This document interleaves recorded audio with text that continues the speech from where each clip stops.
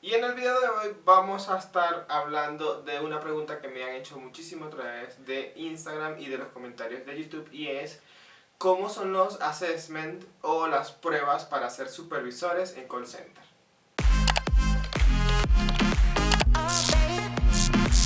Hola, yo soy Frankinético, bienvenidos nuevamente al canal. Sí, lo sé, estaba un poco perdido, no he subido contenido alrededor de hace mes y medio, 2 meses, y la verdad es que me estaba dando un tiempo para mí, un tiempo para reorganizar cosas, el trabajo también es un poco absorbente, cosas personales, etcétera. Pero ya estamos acá con un nuevo video, y en el video de hoy es un video que me lo han pedido muchísimo a través de mi Instagram, que se los voy a dejar por acá, el cual es @frankinético, en donde me preguntan ¿cómo es la prueba para ser supervisor de call center cuando eres agente? Estuve preparando este video de la mejor manera posible para hacerlo lo más sencillo para que ustedes se puedan llevar la mejor información. Antes de comenzar con el video, quiero agradecerte por verlo y también por suscribirte al canal dándole clic en el botoncito rojo que ves allá abajo en pantalla. Esto me ayudaría muchísimo a seguir creciendo esta comunidad de kinéticos, y también seguirme por mis redes sociales que van a aparecer en pantalla. Ahora sí, sin tanto preámbulo, vamos a comenzar.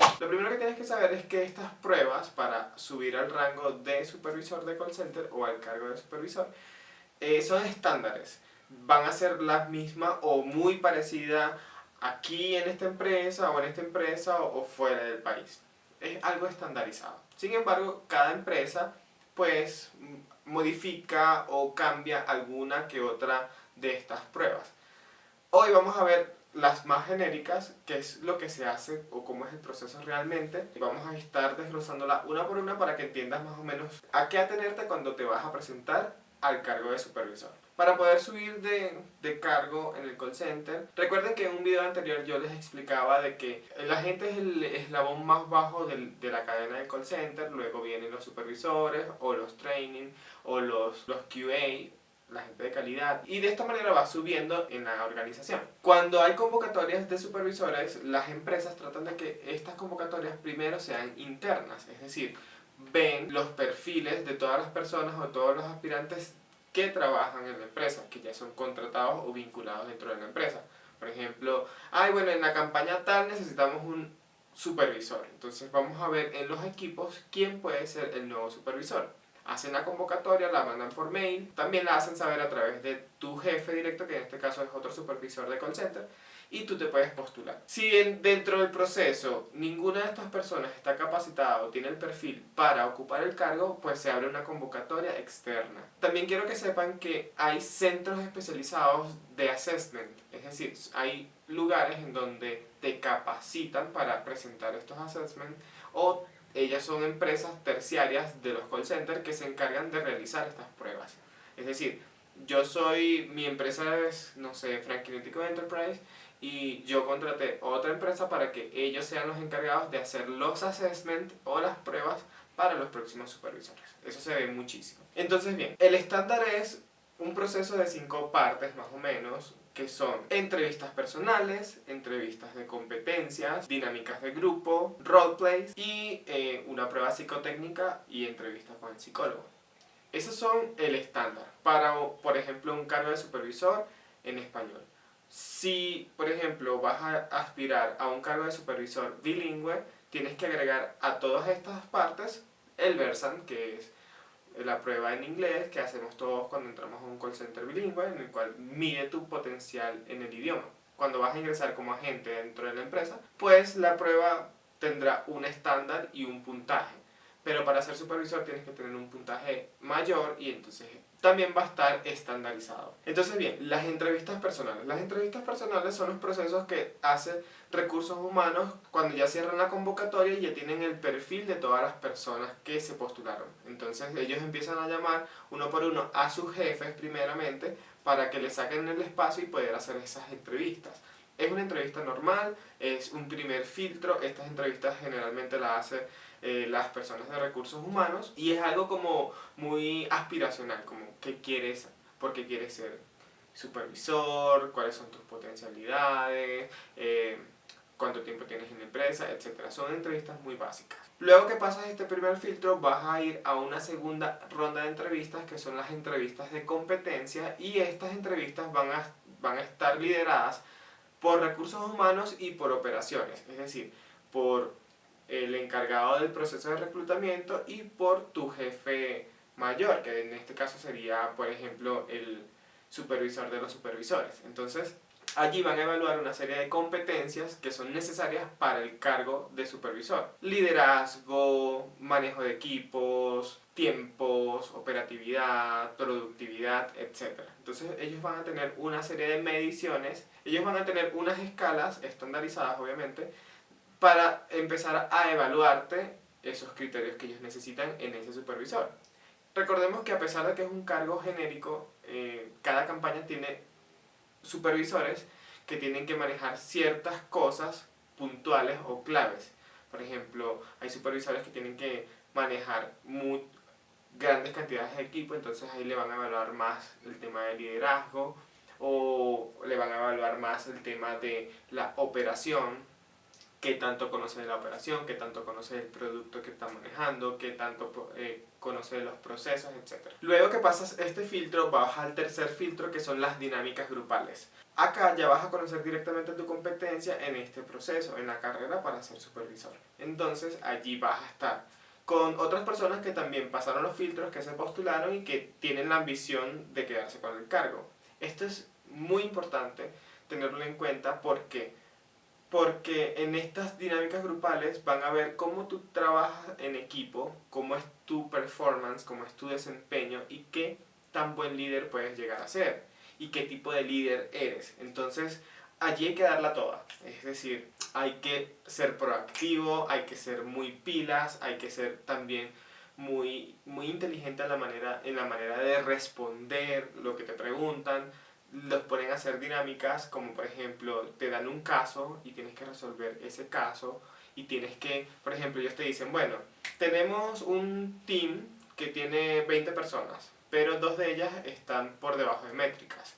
¿Cuál sería tu solución para hacer que estas personas estén en métricas? Esta es una de las partes de la dinámica de grupos en donde es más individual, pero sigue estando en el mismo marco. Y también van a hacer ejercicios de cómo resolver cosas, bien sean lógicas o ecuaciones o qué sé yo, cualquier tipo de situación. Y vas a tener como un panel, es decir, vas a tener una persona de recursos humanos, vas a tener una persona de operaciones, vas a tener un supervisor, vas a tener un jefe de supervisores, vas a tener también el director de campaña. Van a ser varias personas quienes te van a estar evaluando simultáneamente. Luego pasamos a la parte de los role playing. ¿Cómo tú manejarías cierta problemática con un agente y qué soluciones propondrías para mejorar esa situación? Esto es súper importante tenerlo en cuenta y esto es muy importante tenerlo ensayado de cierta manera, porque eso te va a ti permitir tener como respuestas ya previamente concientizadas, previamente armadas y no te quedes en blanco. Muchas personas se quedan en blanco en esta etapa del proceso porque son situaciones que a lo mejor no les han tocado vivir y que de cierta manera son ajenos a ellas y tienes que resolverlos. Entonces ahí van a medir qué tan resolutivo eres, qué tan buen líder eres, etc. Entonces esto es súper importante.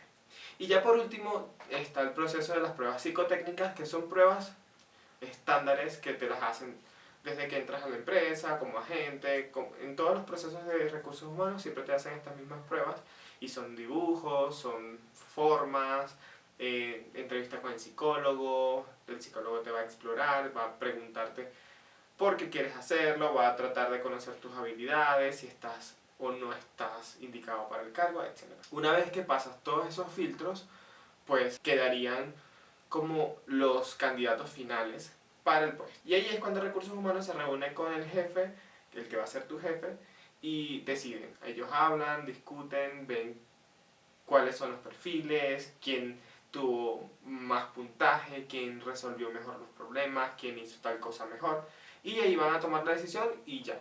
Una vez que toman la decisión, te notifican que has sido seleccionado para el cargo de supervisor, entras en un proceso legal en el cual cambias tu estatus en la empresa a través de un nuevo contrato en el cual Ya no dices que eres agente, sino que eres supervisor, te cambian el badge. Empiezas un entrenamiento para ver cómo es el manejo del cargo, qué funciones tienes que hacer, cuáles son tus obligaciones, cuáles son tus rangos de acción, etc.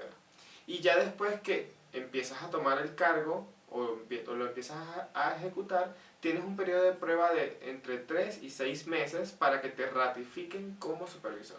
Yo recuerdo que en Teleperformance, durante esos 6 meses tenías que ir como una especie de academia en donde te iban enseñando todo lo que tenías que hacer como supervisores, te iban haciendo mensualmente auditorías de tu trabajo y al final cuando pasabas todos esos requisitos, no es que ya eres supervisor y ya estás, no. Tienes que pasar por este proceso para que al final te ratifiquen como supervisor, es decir, ya te hacen como la entrega formal del cargo, ya eres supervisor, ya no te pueden devolver a gente, porque en ese periodo de prueba o en ese periodo pueden volverte a hacer, te pueden devolver, pues, por decírtelo de esa manera. Entonces tienes que tratar de hacer todo lo que ellos te piden y de la manera que ellos te piden para que puedas ser ratificado. Ya después que eres ratificado empiezas a cobrar como supervisor. Antes en ese proceso estás cobrando como agente, pero con bonificaciones sobre el monto del cargo. Es decir, por ejemplo, si tú ganabas 1 millón de pesos como agente y como supervisor vas a ganar 2 millones de pesos, entonces vas a seguir ganando 1 millón de pesos durante ese periodo y te van a dar un bono por 1 millón de pesos más como para que quede como para que tengas el sueldo de supervisor, pero legalmente no lo puedes tener hasta que seas ratificado. Entonces, son cosas ya muy internas de cada empresa verá cómo lo maneja y lo manejan de maneras diferentes, así que no es de preocuparse. Ya después entras a la nómina como supervisor y ya tienes accesos de supervisor, ya tienes badge de supervisor, ya no eres operativo, sino eres administrativo, tienes como más ventajas, si se quiere, tienes como más privilegios también, pero tienes bastante trabajo. Entonces, esa era una de las cosas que me llamaba la atención de querer ser supervisor, pero también era como un red flag porque yo decía, ay, voy a tener que trabajar más.